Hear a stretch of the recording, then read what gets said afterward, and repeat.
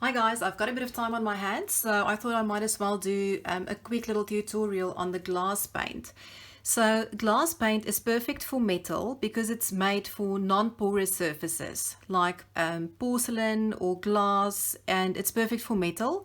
So there's just one thing that I'd like to show you about this. Okay, so just quickly, it's also known as vitriol or vitro. I'll just close the bottle and show you. If you guys can see there, it's glass, vitriol and vitro. Okay, so any of those is suitable for glass, and once it's dry, it's got the most beautiful glossy finish. It almost looks like stained glass on your metals. It's translucent once dry.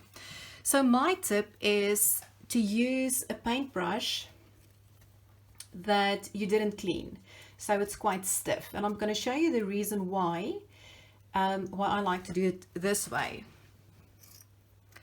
So what I normally do is I just dip my brush into my paint and I let it drop full into the middle like that. And then using my hard paintbrush, the one that I didn't clean, I sort of just push it to follow the design. So you don't actually paint with glass paint the way you do, let's say with watercolors or whatever. Because I found that dragging it around on a design with a paintbrush creates a streaky look. Whereas you do it like the way I'm doing it now, you'll see once it's dry, it's almost level with the surface of your design. So in this case, I'm doing it in a design that has been debossed, so that you've got some space to put your paint into.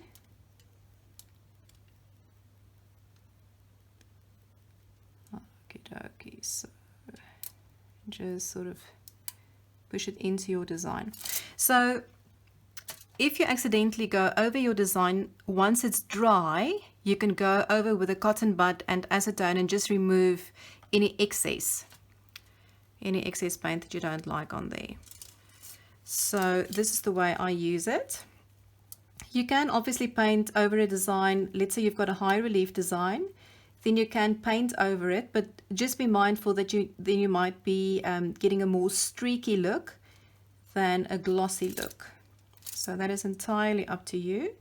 Again, you know, the art that we practice is so personal and so unique to us that each of us have a different way of doing it, and I'm just sharing my techniques with you. You guys might completely disagree with me and have your own way, and that's perfectly fine. I'm just sharing what works for me and the way I do it, and then you guys can play around and see what you like. So I'm going to continue this design, and I'll show you once I'm done what this looks like.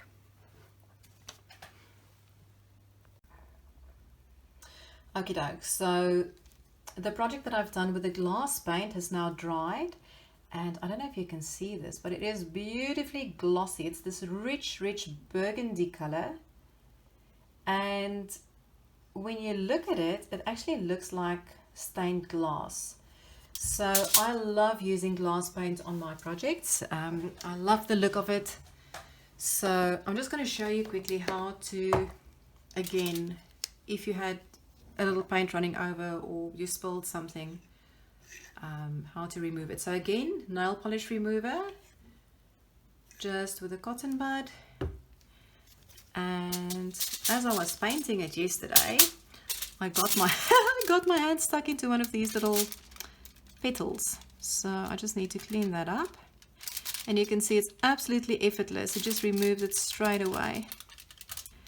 So just be gentle when you go over the top part of your design, so you don't remove any paint from your petals. So always just be careful when you do this little bit. But you can see that comes off really easily, just like that.